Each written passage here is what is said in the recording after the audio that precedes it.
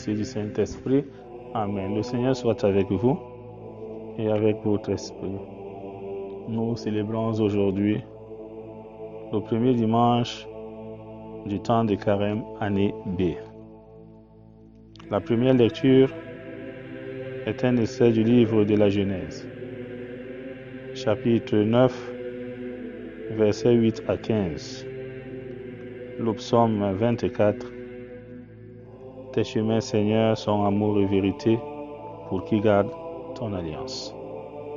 Deuxième lecture, tirée de la première lettre de Saint Pierre apôtre, chapitre 3, versets 18 à 22.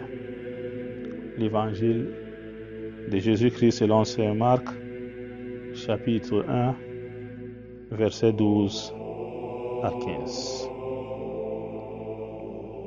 Dans cette méditation, nous voulons nous attarder sur la prédication des 40 jours que nous allons vivre à la suite de notre Seigneur Jésus-Christ. Jours au cours desquels nous serons tentés, au cours desquels le malin pourra nous proposer des faux chemins. Et nous devons résister à ce malin. Oui, dans l'évangile, Jésus venait d'être baptisé. Et c'est l'Esprit qui le pousse au désert. Et dans le désert, il resta 40 jours. Jésus a connu la faim et la soif. Et pendant ce temps, il fut tenté par le malin. Jésus résiste au malin.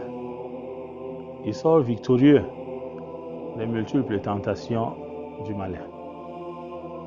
Comme le Seigneur Jésus-Christ, nous qui sommes ses amis et qui sommes à sa suite, le malin rôde autour de nous et il nous tente quotidiennement. Ces mécanismes ainsi que les méthodes qu'il utilise sont simples. Il passe par le pouvoir qu'il nous miroite. Il passe par de l'argent. Il passe par la séduction du monde dans lequel nous vivons et des choses du monde.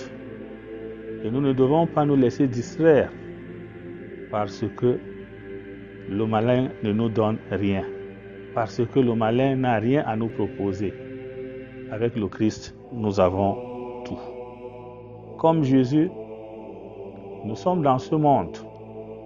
Il nous arrive de connaître des temps de désert, c'est-à-dire des temps de difficultés, des temps où nous avons l'impression que tout est fermé, que rien ne va plus.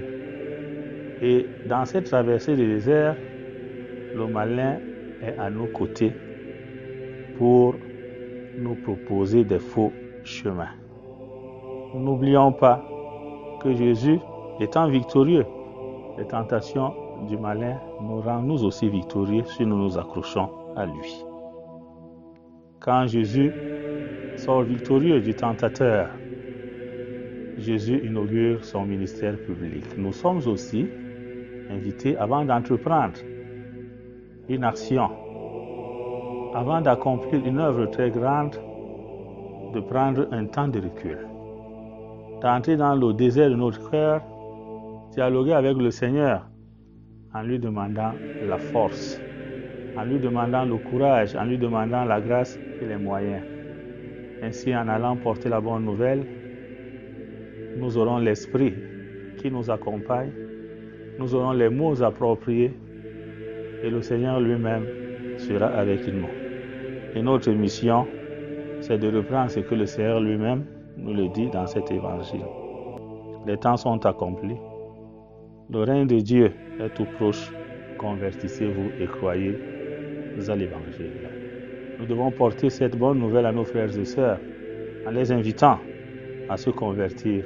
Mais n'oublions pas aussi notre propre conversion et notre propre sanctification. Ainsi, nous allons nous aussi reprendre ces paroles du psalmiste. Tes chemins, Seigneur, sont amour et vérité pour qui garde ton alliance. Que le Seigneur nous donne la grâce de garder son alliance en tout temps. et en toutes circonstances. Loué soit Jésus-Christ.